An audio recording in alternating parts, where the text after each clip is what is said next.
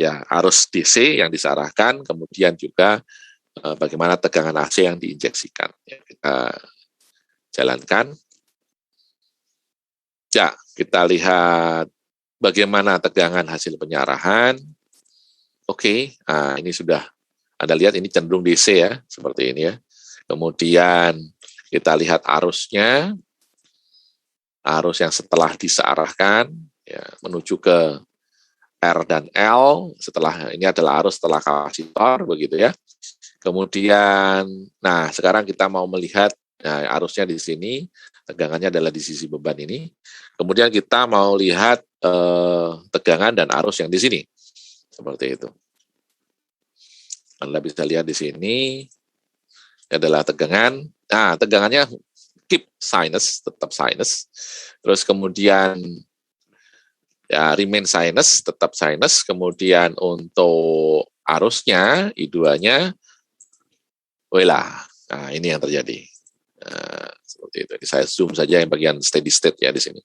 Jadi sekali lagi Anda bisa lihat dari grafik ini bahwasanya peristiwa harmonisa itu adalah peristiwa di mana berlangsung secara steady state. Dan Anda bisa lihat ini menarik sekali dalam penyarah jembatan penuh ini ya keluarannya memang sudah DC seperti ini. Kemudian ini gelombang yang diberikan adalah tegangan bolak-balik. Kemudian arus yang dihasilkan kondisinya seperti ini. Dan kalau Anda bandingkan dengan hasil pengukuran ya pengamatan dari beberapa dari Pak Citeng tadi, nah ini Anda lihat ya jadi menjadi sangat mirip, jadi sangat mirip ya, sangat mirip bentuknya dengan ini. Demikian pula ya sebenarnya yang ini juga seperti ini. Ini juga ya mirip-mirip lah, seperti itu ya, seperti ini. Ya seperti ini. Jadi ini sebenarnya kita bisa mengambil kesimpulan bahwasanya di lampu-lampu hemat energi di dalamnya inside the lamp itu ada inside the lamp itu ada penyarah, ya, penyarah jembatan penuh seperti itu. Dan ini menghasilkan apa? Harmonix seperti itu. Ya. Nah, bagaimana Pak spektrum harmonisanya? Ini kita bisa rubah ke FFT dan Anda bisa lihat ini bentuk daripada gelombang ya spektrumnya. Anda bisa lihat di sini juga. Ini deretan spektrumnya, mudah-mudahan bisa nampak di sini. Ya sampai di sini dia sajalah dulu. Sampai di sini masih ada yang lagi yang sana ya. Ini jelas ini 50 Hz.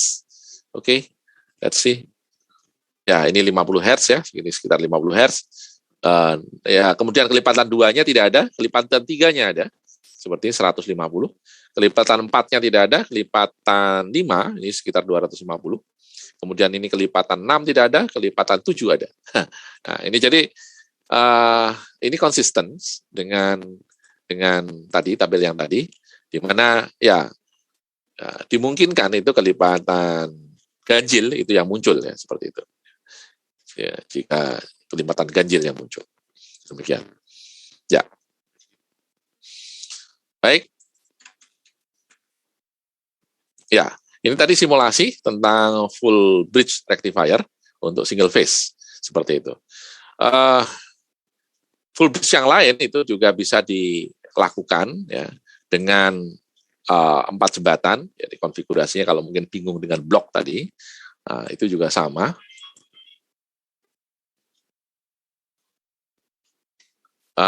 Nah ini sebenarnya ini sama dengan tadi, begitu hanya ini kita menggunakan 4 diode, ya, 4 diode. Dan kita bisa lihat di sini juga, ini kapasitornya juga tetap sama, 500 mikro, bebannya sama, 120 ohm dan 1 mikrohenry. Di sini juga tegangan juga sama ya. Begitu, kita lihat profilnya, kita running saja. Ya, kita amati bagaimana outputnya. Outputnya adalah I3. Let's see, oke, sama dengan yang tadi, ya, dengan menggunakan 4 diode. Sebenarnya yang tadi kuprox dengan ini ya sama sebenarnya gitu ya. Kemudian tegangan di keluaran, di DC-nya juga sama, cenderung flat DC. Kemudian berikutnya adalah masukan di sini adalah cenderung tegangannya adalah sinus. Nah ini sinus seperti itu. Kemudian berikutnya ini tegangannya sinus. Kemudian arus yang ada di sini, arus yang di sini kita lihat I2 adalah, nah seperti ini ya. Jadi non sinusoid juga. Nah, ini bisa ambil aja di sini. Nah, Anda bisa lihat ini bentuknya. Jadi sama dengan tadi. Jadi full bridge dalam artian penggunaan 4 diode atau 1 blok diode untuk penyearah gelombang penuh di mana siklus positifnya ikut juga disearahkan, siklus positif dari AC yang di sini ikut disearahkan pada beban non linear. Lagi beban non linearnya itu ada di sini. Ya, beban non linearnya itu adalah ini ya, seperti ini. Nah, itu mengakibatkan di sini arusnya akan non linear. Ya, arusnya ini adalah tidak non sinusoid. Ya, ini adalah non sinusoid, NS non sinusoid, dan ini adalah tetap tegangannya adalah sinusoid. Seperti itu. Baik. Ya, mudah-mudahan bisa dipaham dari simulasi ini bagaimana profil tegangan dan arus yang ada pada beban nonlinear. Seperti itu. Ini ada contoh-contohnya secara simulasi menggunakan software. Seperti itu. Nanti ada kesempatan kita akan mengamati bagaimana foto-foto dan data-data yang berdasarkan pengamatan osiloskop seperti itu.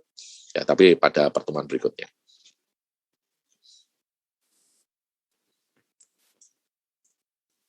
Mudah-mudahan cukup jelas. Ya, kita lanjutkan.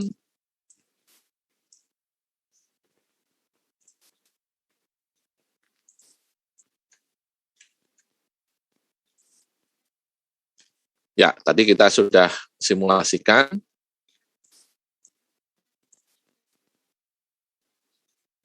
Ya, rangkaian penyarah bentuknya seperti ini. Ya, bentuknya seperti ini. Mudah-mudahan sudah muncul di layar Anda. Bentuknya seperti ini.